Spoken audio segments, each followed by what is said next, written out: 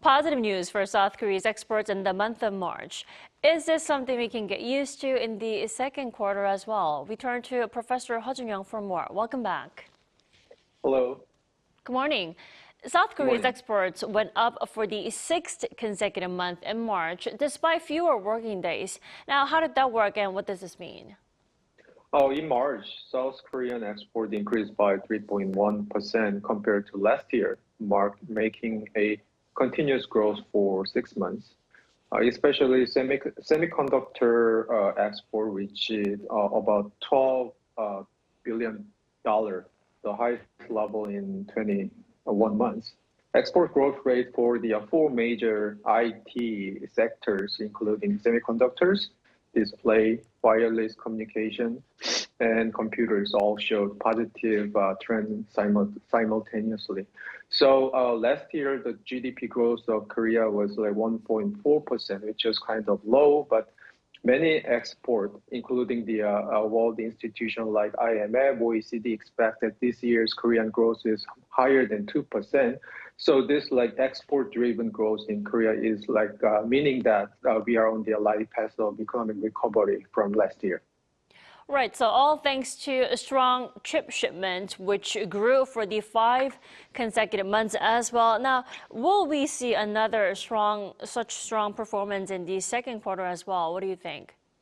I think so. The export, by definition, is the the amount and amount times price. That's export. So, semiconductor industry in these days, like export going up by both sides, like price going up at the same time, amount of shipment to the other country also go up. And like while increasing demand for AI and semiconductor chips in the global economy, I think the growth momentum is expected to continue until the second quarter and until the end of this year. Right, Professor Hur, in the meantime, what happened to automobile exports? I mean, what's the reason behind the poor performance of car shipments?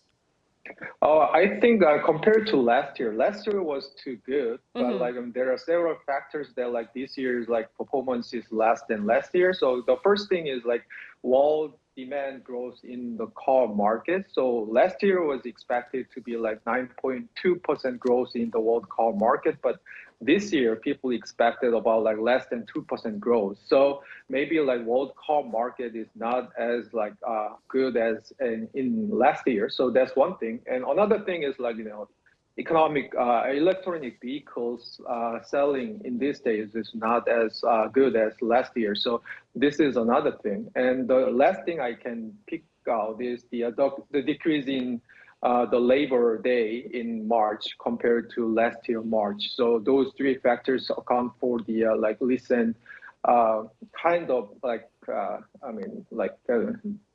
slowdown in the car market exports. And what's interesting about the latest figure is that there were more exports to the U.S. than to China again last month. Now, what might this be the cause for the alarm?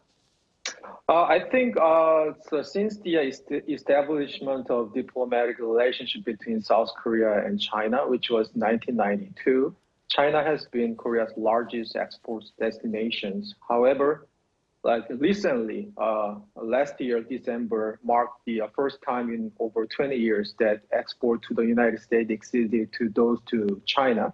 So following February, March saw U.S. exports surpassing those to China, indicating a rapidly changing trade landscape in the middle of the global supply chain restructuring caused by intense U.S.-China strategic competition. I think this tendency might be lasting for a while.